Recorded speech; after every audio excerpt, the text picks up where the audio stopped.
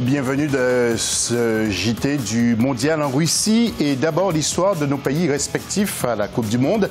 Après l'Afrique du Sud, l'Algérie, l'Angola, le Bénin et le Botswana, nous partons dans le pays des hommes intègres, comme on dit. Le Burkina Faso coincé entre le Mali, le Niger, le Bénin, le Togo, le Ghana et la Côte d'Ivoire. Ibrahima Ba nous relate l'histoire du Burkina Faso en Coupe du Monde.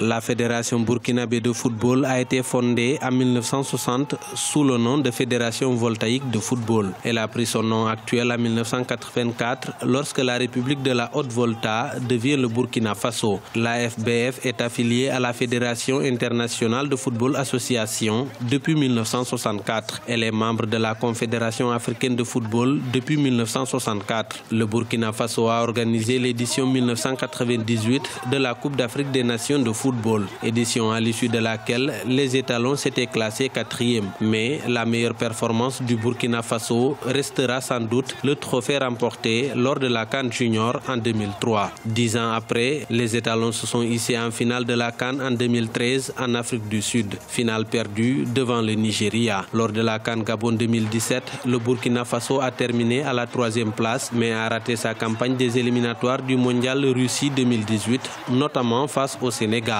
Quoi qu'il en soit, les étalons restent optimistes et déterminés. Ils attendent leur première participation à une phase finale de Coupe du Monde.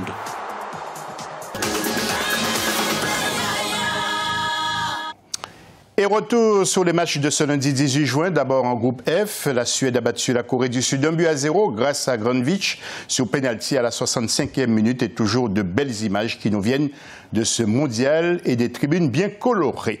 Et puis en groupe G, la Belgique qui bat le Panama 3-0. Mertens, c'est surtout Lukaku qui a marqué 2 fois. Lukaku né à Anvers et de parents congolais. Et puis la Tunisie perd 2-1 devant l'Angleterre. Kane a surgi 2 fois contre un but de Sassi à la sortie du gardien tunisien Hassen qui a été blessé. Alors, pour ce qui concerne maintenant les tableaux, regardez, en groupe F, Allemagne qui a perdu devant Mexique 1-0 et Suède bat Corée du Sud 1-0 au classement. Mexique est en tête avec la Suède, 3 points. Et puis en groupe G, regardez, Belgique-Panama 3-0 et Angleterre-Tunisie 2-1 au classement. Vous le voyez, Belgique et Angleterre sont en tête. L'homme du jour, il s'agit de Younes Belhanda, le joueur marocain, doué mais talentueux, qui tantôt fait parler de lui et tantôt disparaît. On attend beaucoup de ce milieu de 28 ans qui a joué à Montpellier, Dynamo de Kiev, Schalke, Nice et aujourd'hui Galatasaray, plutôt instable dans sa carrière. Younes est capable de bien jouer dans ses beaux jours. Les supporters du Maroc attendent beaucoup de lui dans ce mondial.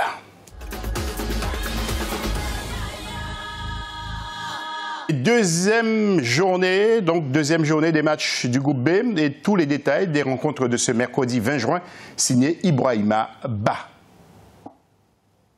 La deuxième journée des matchs du groupe B de la Coupe du Monde Russie 2018 débutera ce mercredi 20 juin. Au programme, le Maroc devra défier le Portugal en ouverture à 12h GMT à Moscou et l'Espagne sera opposée à l'Iran à 18h GMT à Kazan. Des rencontres décisives dans cette poule pour la suite de la compétition, notamment pour le Maroc qui avait déjà raté sa première sortie face à l'Iran le 15 juin. L'Espagne et le Portugal qui s'étaient quittés sur un nul vont se disputer la première place à distance avant la 3e et dernière journée. À la suite de la seconde journée du groupe A, l'Arabie Saoudite, qui a enregistré la première défaite du tournoi le 14 juin, fera face à l'Uruguay qui était venu à bout de l'Égypte. Une rencontre prévue à 15h GMT au Rostov Arena. Et justement, concernant les duels en groupe A, Uruguay-Arabie Saoudite, comme nous le disait Ibrahima Ba, 2 équipes qui ne veulent pas rater leur second match. Uruguay avec Luis Suarez et Edinson Cavani qui vont créer du danger. L'Uruguay compte 13 participations en Coupe du Monde. Et puis l'Arabie Saoudite, Juan Antonio Pizzi, l'entraîneur, n'a pas dit son dernier mot, malgré la 67e place de son équipe au classement FIFA. En groupe DB maintenant, le groupe B, je dis bien, le duel Portugal-Maroc, un must à ne pas rater. Le Portugal, Ronaldo est en pleine forme, déjà 3 buts dans ce tournoi et un milieu très actif.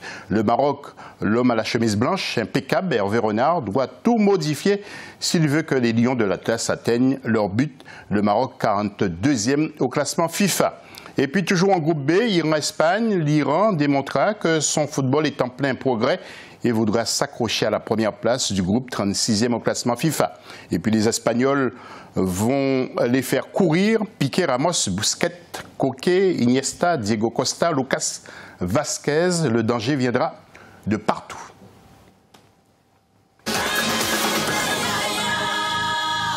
Et puis d'abord, vous êtes toujours très nombreux à nous donner vos pronostics. Exemple pour Tunisie-Angleterre, où Ouedraogo Hermès avait vu juste en pronostiquant 2-1 en faveur de l'Angleterre. Et puis Jounier Mouingué pense que les Africains sont déjà mal partis avec des échecs sur échecs, pour reprendre ces termes.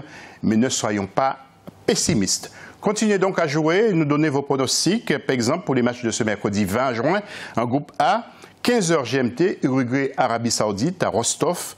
En groupe B, 12h GMT, Portugal, Maroc à Moscou. Ce sera le premier match de cette journée du mercredi 20. Et 18h GMT à Kazan, Iran, Espagne. Vos réactions sont attendues massivement sur nos plateformes Facebook et Twitter. Africa 24 TV. Bon match.